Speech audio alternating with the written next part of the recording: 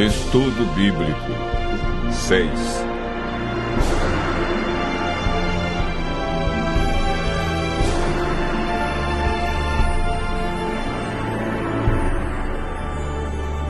Sinais da vinda de Cristo.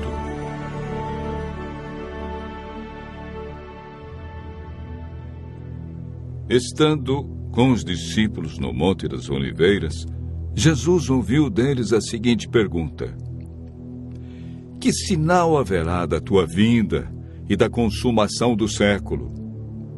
O mestre, então, enumerou vários sinais indicadores do seu retorno à terra.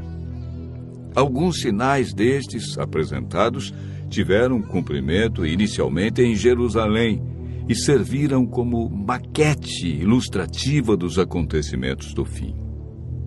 Outros sinais, porém, estão se cumprindo agora, em nossos dias. Todos os dias lemos e ouvimos nos jornais, rádio e televisão inúmeros acontecimentos. São várias as tragédias: terremotos, chacinas, roubo, enganos, crianças abandonadas, doenças, fome, guerras. O que diz a Bíblia sobre esses acontecimentos?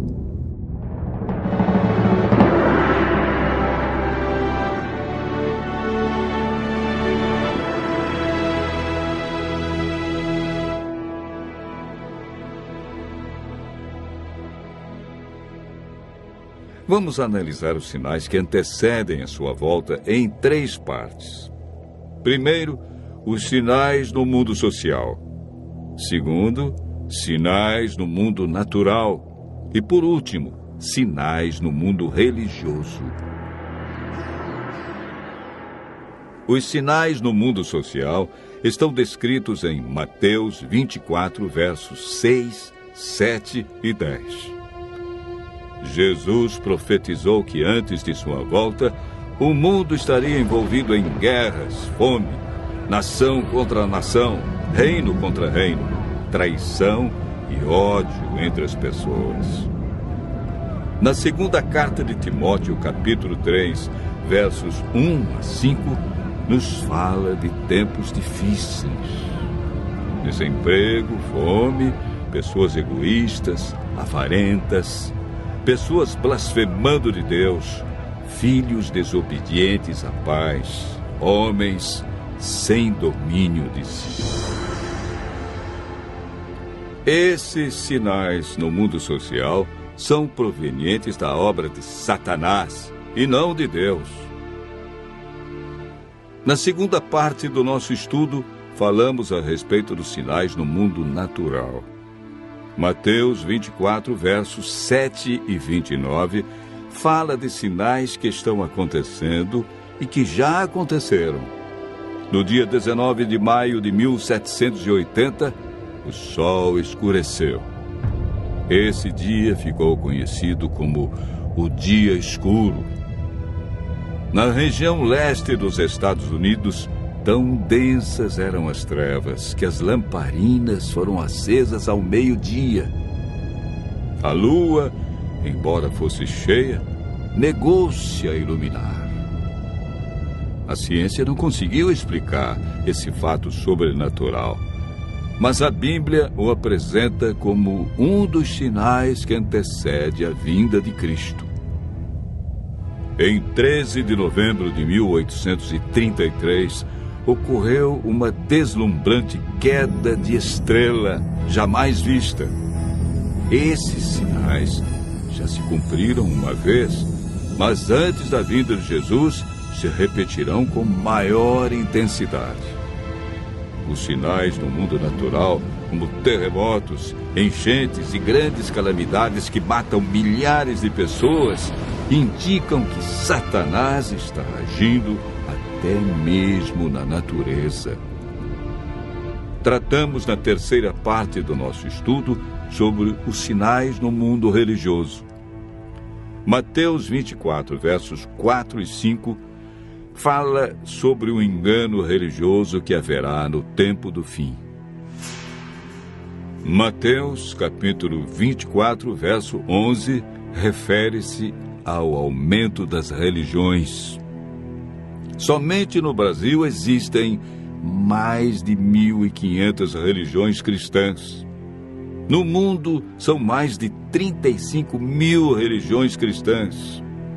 Jesus afirmou também que antes de sua vinda, os falsos cristos e falsos profetas operariam sinais e prodígios. Mas o que fazer diante de tantas religiões? O conselho de Jesus é claro. Ele diz: acautelai-vos para que ninguém vos engane, porque muitos virão em meu nome e enganarão a muitos.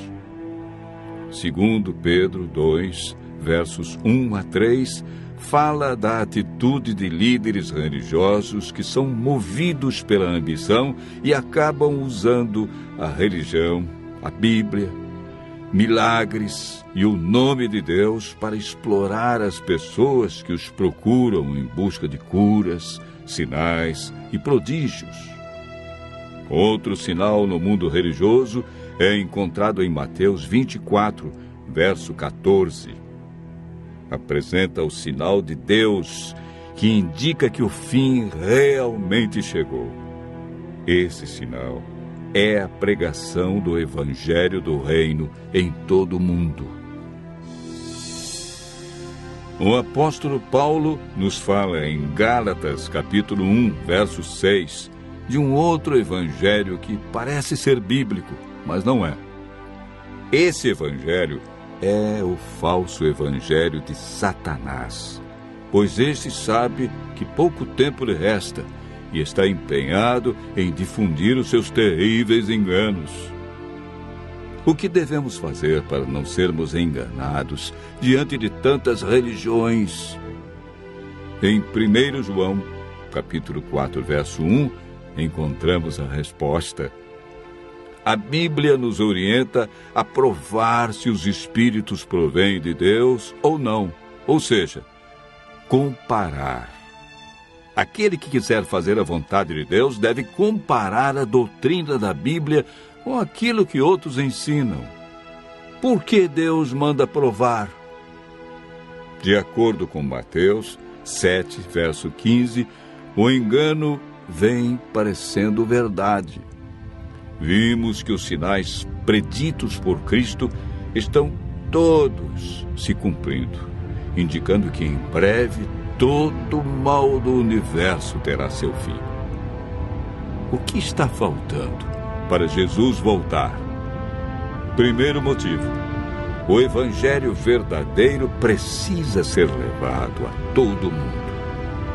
Segundo, Jesus está a cada dia dando mais oportunidades. Ele é paciente e espera uma decisão de cada um de nós ao lado da verdade. Lucas 21, verso 28, declara que, ao começarem estas coisas a suceder, exultai e erguei a vossa cabeça, porque a vossa redenção se aproxima. Continue ouvindo a voz de Deus. Em breve, vamos contemplar Jesus vindo sobre as nuvens do céu com poder e grande glória.